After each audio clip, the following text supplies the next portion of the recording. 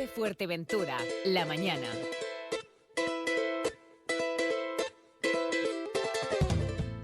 Coalición Canaria denuncia y acusa al equipo de gobierno del Cabildo de silenciar la muerte de varios guirres de distintas aves en la zona de Cofete por envenenamiento. También dice que no ha actuado con celeridad para proteger a las aves. Pide una investigación que ya está abierta e incluso la cabeza de la titular de Medio Ambiente, de Marlene Figueroa. A ella la saludamos. Buenos días, Marlene.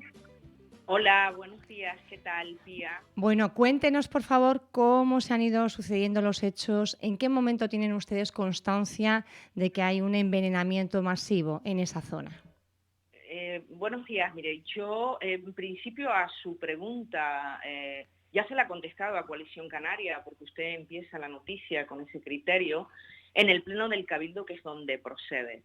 El lenguaje utilizado creo que no es acorde a la situación real, pero bueno, no voy a entrar en ningún otro tipo de calificativos en las peticiones en el ámbito político, porque creo que carecen de fundamento y también hay un desconocimiento absoluto, parece ser, por el Grupo de Coalición Canaria, de cuáles son los protocolos establecidos para la intervención, que están totalmente reglados en este tipo de lamentable suceso en la zona de Cofete, en el estado de alarma. Este protocolo se activa automáticamente desde el momento en que una vecina de la zona alerta a la policía local y por ende a los agentes de medio ambiente.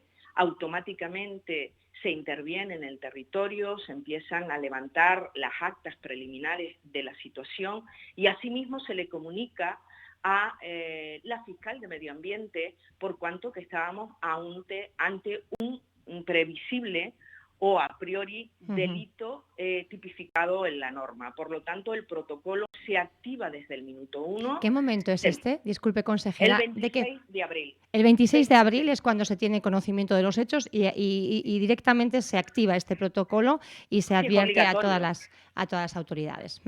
No, se comunica indudablemente a Seprona, se comunica a la fiscal. De hecho, la fiscal de Medio Ambiente acude al lugar de los hechos, trasladada por el equipo de los agentes de Medio Ambiente, se empiezan a levantar las actas, se traslada una vez que se hace la intervención en casi 1 millón de kilómetros cuadrados, es una zona compleja, se incorpora el dron de Medio Ambiente, se incorporan de forma prácticamente diaria durante muchísimas horas para detectar y retirar cualquier otra incidencia que hubiera en el medio.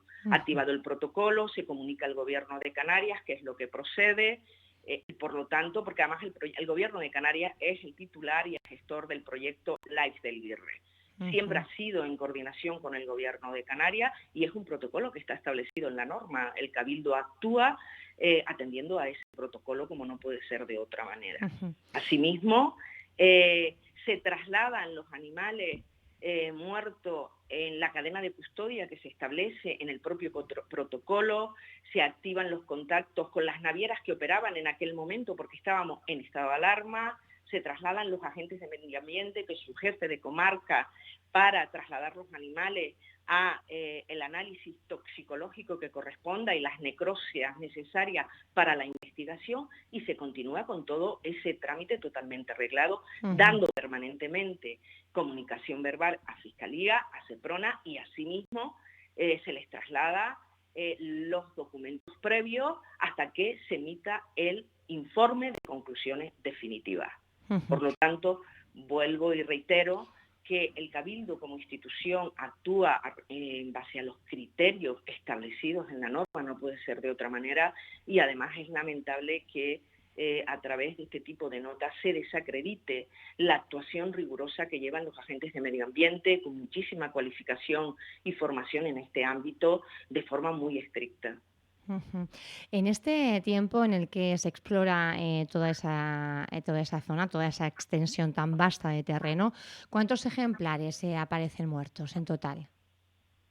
Aparecen distintos ejemplares, yo no conozco específicamente el contenido de las actas, ya le digo, están trasladadas, pero sí que son 5 guirres, y respecto a los guirres, que parece ser que es la gran polémica, son 5 guirres, se localiza el primer día una hembra viva, se traslada por el convenio que hay con el OACSI a la lajita, se le hace la intervención y afortunadamente la guirre, porque era una hembra reproductora, vuelve al medio hace aproximadamente una semana y algo, no recuerdo, 2 semanas, la verdad es que, pero bueno, vuelve al medio, se recupera. De los otros 5, 3 tenían geolocalizadores del proyecto Doñana y del proyecto LIFE, por lo tanto ya teníamos desde el sábado, el domingo, no recuerdo, desde el mismo día teníamos todos los datos de geolocalización de Doñana, lo cual favoreció también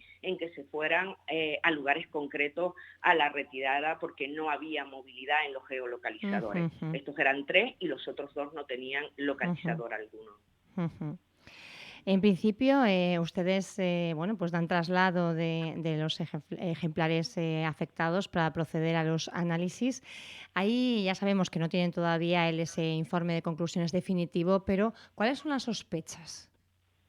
Yo le digo, no, yo en eso creo que todo lo que esté en subjudice, en investigación, le corresponde al ámbito judicial determinar si con todo el expediente que se les ha trasladado y el informe de conclusiones finales estamos ante un delito tipificado y por tanto serán ellos quienes tendrán que determinar si son hechos constatados, si son sospechas. El Cabildo como institución activa el protocolo, que es el que le corresponde por sus competencias, se ha activado desde el minuto 1, se ha activado incluso las colaboraciones con la unidad canina desde Gran Canaria, la propia unidad canina que tenía el Cabildo. Por lo tanto, el protocolo ha estado funcionando desde el minuto 1. No sigo sin entender, pero no le corresponde a una institución insular hacer calificaciones ni tipificar ningún tipo de delito, excepto al ámbito judicial. ¿Pero hay sospechas de que haya sido un envenenamiento intencionado o eso se ha descartado?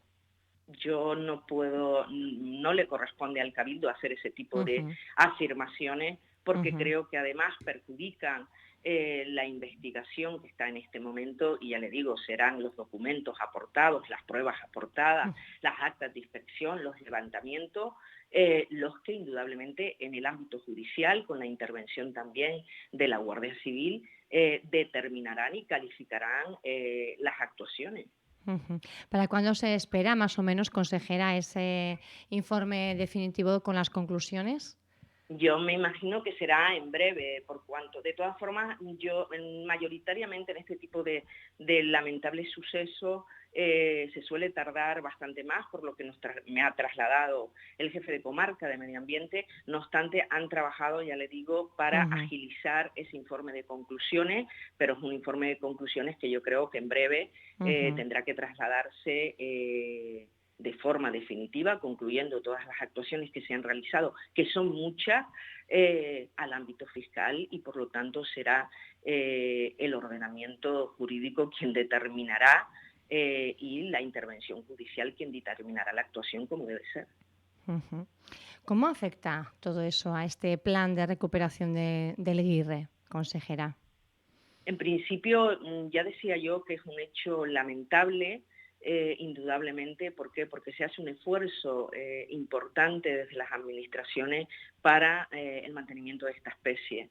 En este momento tenemos unas 400 y pico individuos en el territorio, de los cuales unos 140 y algo son 147 parejas reproductoras. Por lo tanto, yo creo que con esos datos hay garantías suficientes del mantenimiento de la especie. Indudablemente, la hembra que se soltó el otro día, que además llevaba ese geolocalizador, ya está en el territorio que habitualmente estaba cuando se produce este lamentable hecho, que yo sí que quiero trasladar, que yo creo que es un hecho lamentable, pero no es habitual. No es habitual. Ustedes calificaban en nota de prensa, disculpe, que era un hecho aislado, puntual. Claro, es aislado, porque es aislado, es decir, no es lo habitual este tipo de actos y por lo tanto me refería a esa cuestión. Pero bueno, ya le digo, yo creo que el Cabildo ha actuado con la máxima diligencia, con las competencias y la responsabilidad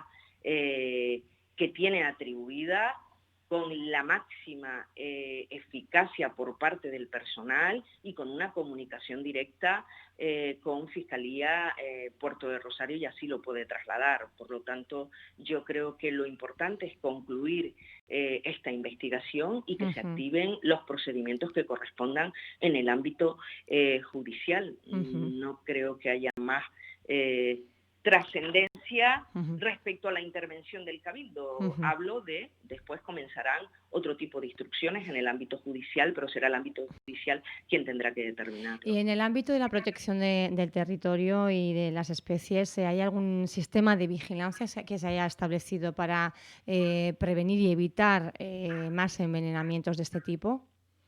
En principio, el que está establecido, ya le digo, esto sucede en el estado de alarma, por lo tanto, estaba declarado como servicio esencial el equipo de medio ambiente y los agentes de medio ambiente. Ellos estaban en el territorio, pero indudablemente estamos hablando de 1 millón de metros cuadrados en la zona concreta de difícil acceso, tiene unos condicionantes el territorio complejo.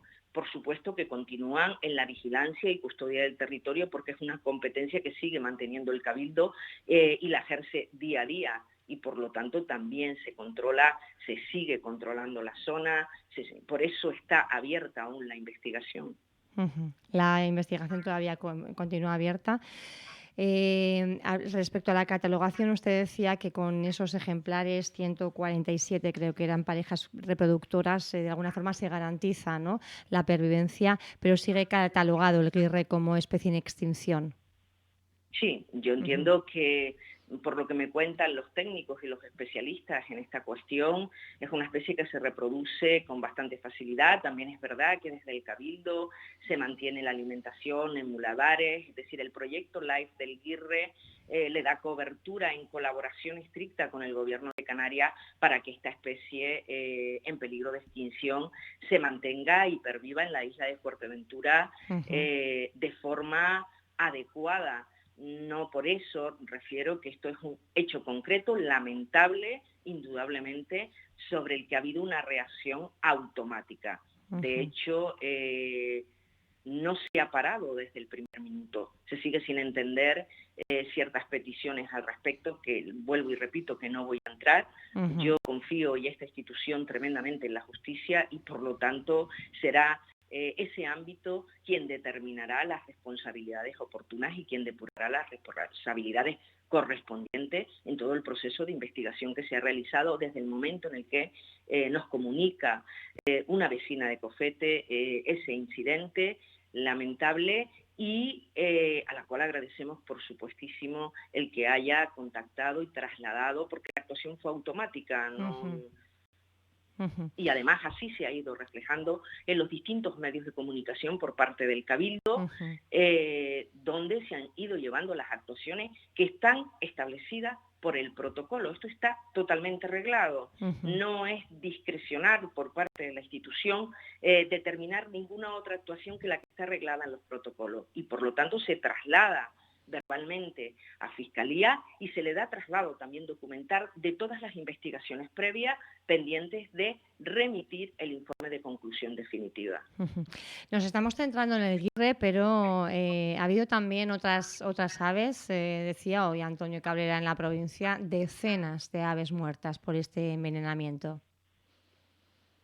¿Nos puede confirmar que sean tantos, no quizá la especie, sino el número de ejemplares? ¿Podríamos hablar de decenas, de un envenenamiento masivo? Hay otras especies que también están afectadas, hay cuervos, es decir, ya se trasladaba en la nota en la nota institucional del Cabildo de Fuerteventura, porque esto es una institución, no es... No, los datos están reflejados en las actas, en los análisis toxicológicos y por lo tanto están totalmente acreditados el número de animales dañados en este lamentable hecho. Por lo tanto, ya se trasladará en estos documentos de conclusión final, pero sí es verdad que hay un número importante de de afectación a cuervos, gatos, es decir, hay varios animales afectados, pero espero que venga la conclusión definitiva de ese informe al que me refiero, que es la que constatará efectivamente todas estas cuestiones. Ujú. Consejera, seguimos ahora, pero le agradecemos todas estas aclaraciones. Queríamos hablar también de estos días que se celebran los días mundiales, ¿verdad? Del medio ambiente y también de los océanos. ¿Cuáles son las actividades que ha estado desarrollando el Cabildo de Fuerteventura al respecto?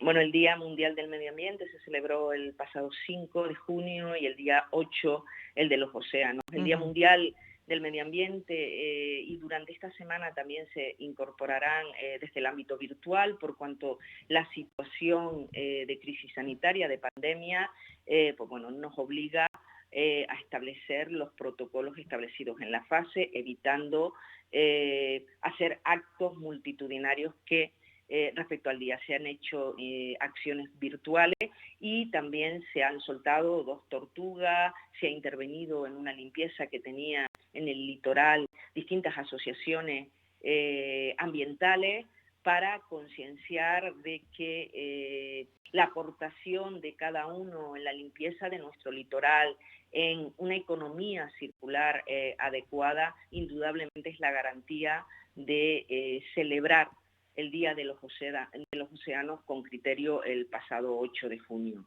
Además, ahora comenzaremos con acciones de reforestación para retiradas de plantas. Hay muchísimas cuestiones planteadas, pero lamentablemente esta pandemia, bueno, nos hace hacerlo, nos obliga a hacerlo de una manera distinta, para evitar indudablemente lo que establecen los protocolos sanitarios. Se irá informando, ya se comunicaba que vamos a empezar con esa donación de plantas para la reforestación individual y creo que ya estaré preparado para comenzar con esa cuestión, también aprovechando como un acto vinculado tanto al Día Mundial del Medio Ambiente como al Día de los Océanos.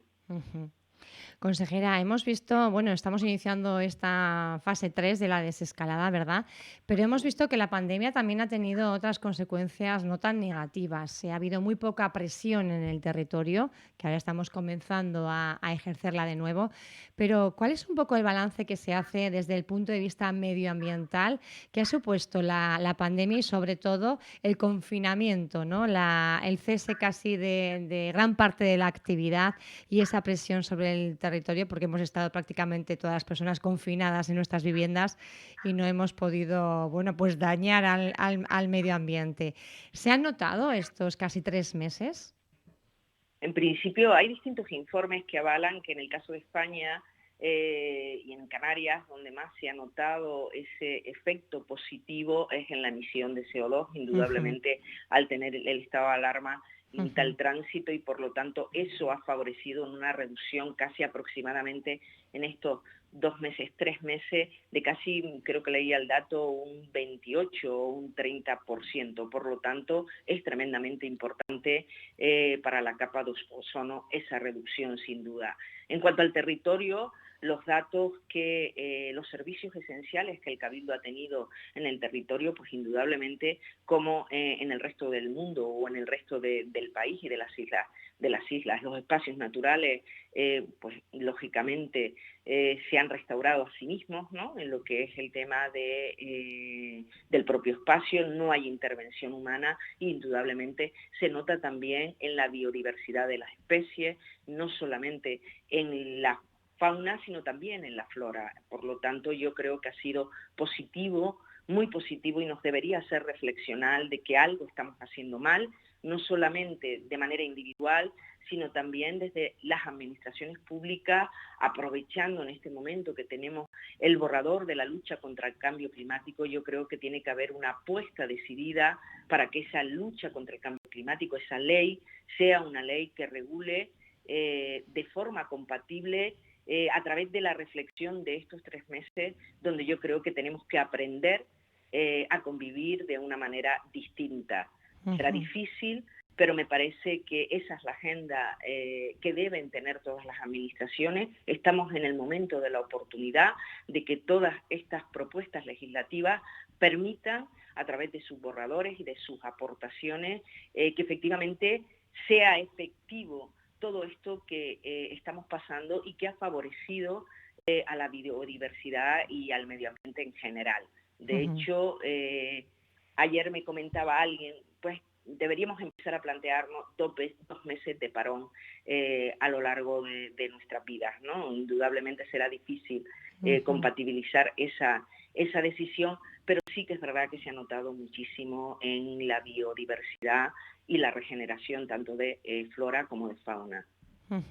Están alertando a algunos periodistas ambientales sobre el impacto negativo que se está haciendo ahora con el tema de prevención del COVID-19 en algunos arenales, ¿no? Con estas limpiezas masivas integrales que dicen algunas administraciones, pero los colectivos ambientalistas lo que hacen es advertir de que se está, bueno, perjudicando también con estas acciones a todo lo que es el ecosistema, ¿no? No sé, pues sí, me imagino que si tienen datos para que efectivamente, yo creo que de todas formas se hacen limpiezas en el litoral, por lo menos por parte del Cabildo Insular, con la rigurosidad de la intervención técnica de los técnicos de medio ambiente, que son los que intervienen, no es una decisión de esta consejera, sino avalado técnicamente en las intervenciones que hace este cabildo, avaladas por criterios totalmente ambientales y que no afecten indudablemente al ecosistema. Si no, no tendría sentido que estos técnicos de la institución insular autorizaran esas limpiezas por parte del órgano gestor del Cabildo Insular en los espacios naturales, que es donde tenemos la competencia reglada. Estamos viendo actuaciones quizá de administraciones locales, ¿no? Me refiero también, no solo en Fuerteventura, sino bueno, pues incluso en Andalucía, en algún lugar han tenido hasta la idea de limpiar las playas con un poco de lejía, ¿no? Quiero decir que tenemos que reflexionar un poquito sobre todo todas estas actuaciones que se están implementando ahora con el tema del COVID. Claro, pero también no solo, indudablemente no, pues probablemente no conocía ese dato, pero bueno, no le veo, lo tendrán que explicar los que han decidido ese tipo de actuaciones, pero ya le digo, nosotros intentamos, yo por lo menos intento siempre con la guía de la norma, con el asesoramiento técnico de técnicos cualificadas y de reconocida solvencia que tiene la Consejería de Medio Ambiente, con trayectorias de más de 20 y 25 años, con agentes de medio ambiente cualificados y formados para la gestión en el territorio y yo con ese criterio con el que se actúa. Ahora bien, también es verdad que en todo esto también hay una parte individual, que yo creo que en Fuerteventura existe un nivel ciudadano concienciado con el medio ambiente, con la lucha contra el cambio climático, y creo que eso también es muy importante. Muchísimas de las actuaciones individuales también favorecen la lucha contra el cambio climático o la mejora del medio ambiente y el no dañar a los ecosistemas. Y creo que eso también es importante reconocerlo a la ciudadanía, no solo en este periodo de estado de alarma, sino también en el día a día, en el ejercicio de pues, bueno, cosas tan sencillas como acudir a la playa. Yo digo que no solamente es retirar cuando vamos a una limpieza del litoral, sino también preocuparnos de que cada vez que pisemos ese litoral, pues bueno, todo lo que encontremos en nuestro metro o 2 metros cuadrados, retirarlo sería también una pequeña acción que favorecería esta limpieza superficial, sin una intervención dura, que indudablemente la intervención dura afecta indudablemente a los ecosistemas. Entonces yo creo que esa colaboración se da y me gustaría hacer un llamamiento a esta actuación por parte de la ciudadanía, que ya lo hace, pero que creo que tiene que continuar en esta dinámica, y además creo que han reflexionado, igual que estamos reflexionando nosotros, lo importante que ha sido para la mejora de el medio natural de Fuerteventura en este estado de alarma. En esta reflexión que estamos haciendo en esta mañana de COPE, consejera, invitaba a usted también a pensar sobre la economía circular, que es también un área que le corresponde. En este aspecto hemos visto bueno, pues la excesiva dependencia del turismo, cómo nos está tocando un poco, ¿no? Estamos ahora a verlas venir y con la incertidumbre de qué es lo que que ocurrirá. Nos estamos volcando también mucho más quizá en el sector primario. Hay muchas instituciones impulsando campañas de apoyo al comercio local, a los productores locales. En esta línea también está el Cabildo. Sí, claro, indudablemente. El Cabildo Insular, yo creo que desde el primer minuto ha apostado por el sector primario, se han establecido las ayudas, las coordinaciones necesarias para intentar favorecer o impulsar lo que es el producto local. Es verdad que esta pandemia ha generado una situación compleja para todas las administraciones, también para la sociedad, también para el sector primario, pero no solamente para el sector primario. También tenemos un sector muy dañado en Fuerteventura, que es el autónomo, al cual también se le ha tenido en cuenta para la activación económica. Indudablemente el tema del turismo, como usted bien plantea, es el modelo que tenemos implantado desde hace muchísimos años y espero que esto sea una oportunidad. No vamos a poder renunciar al turismo si ese es el planteamiento, porque creo que sería inviable para Canarias, para el modelo actual y para el modelo que está establecido a nivel mundial. Ahora bien, sí que es verdad que tendremos que empezar a plantearnos un turismo sostenible, adaptado no solo al COVID, sino también al ámbito ambiental. Me parece que eso tiene que ser imprescindible para empezar a hablar de un turismo sostenible, y yo creo que esa es la línea que se plantea desde el Gobierno de Canarias, desde el Cabildo y desde el Gobierno de España. Creo que es la oportunidad para todos estos cambios necesarios, que probablemente no serán a corto plazo, sino a largo plazo, pero en algún momento hay que empezar y creo que este es el momento de hacerlo. Desde la consejería que usted dirige, ¿se contempla alguna acción concreta? ¿Está sobre el papel en ese plan también de reactivación socioeconómica que aprobaban ustedes recientemente en el Cabildo de Fuerteventura?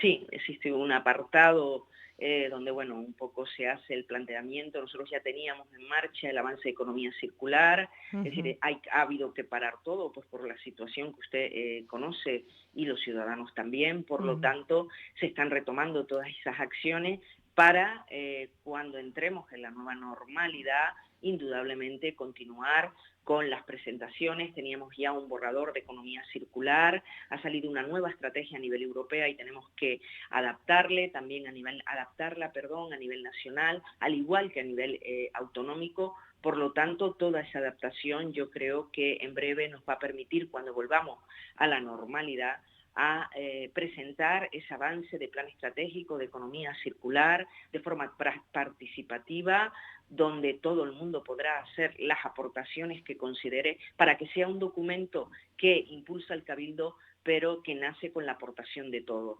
Creo que es importante implicar a la sociedad en un nuevo modelo al que tenemos que aspirar. Consejera de Medio Ambiente Marlene Figueroa y otras consejerías también. Gracias por haber estado con nosotros en esta mañana de COPE Fuerteventura. No sé si quiere destacar alguna cuestión más.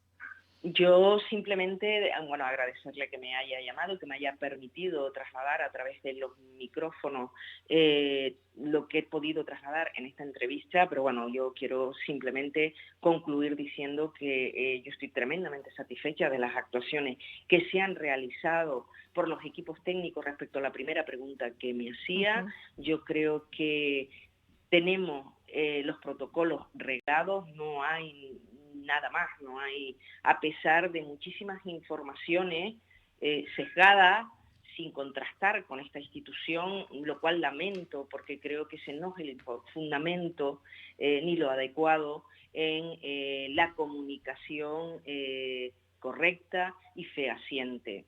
Yo creo que los medios de comunicación son muy serios, me parece que hay grandes profesionales detrás de ellos y creo que no es conveniente lanzar informaciones no contrastadas porque generan una alarma innecesaria, no respecto a la institución insular, porque ya vuelvo y repito que las actuaciones están totalmente establecidas, hemos sido tremendamente rigurosos en el trabajo realizado, pero sí que es verdad que no creo que sea necesario, sin contrastar, sacar informaciones que bueno, parece que están identificadas con un criterio político, pero bueno, creo que cada cual tiene que tener su papel, el ámbito político y los medios de comunicación indudablemente trasladar la información más veraz y contrastada con una institución insular. Esto no es la consejera, es una institución, el Cabildo Insular, con personal muy cualificado detrás que ha hecho un trabajo de verdad para reconocerle, porque han sido muchas horas de dedicación en esta investigación. Y vuelvo y repito que como confío tremendamente en la justicia, una vez concluido todo este procedimiento de investigación, con la actuación diligente de la fiscal desde el primer momento que se produce este hecho, creo que tenemos que estar a la espera de que cada ámbito intervenga y tome las instrucciones que correspondan por ley. Estaremos muy pendientes de las conclusiones de ese informe definitivo.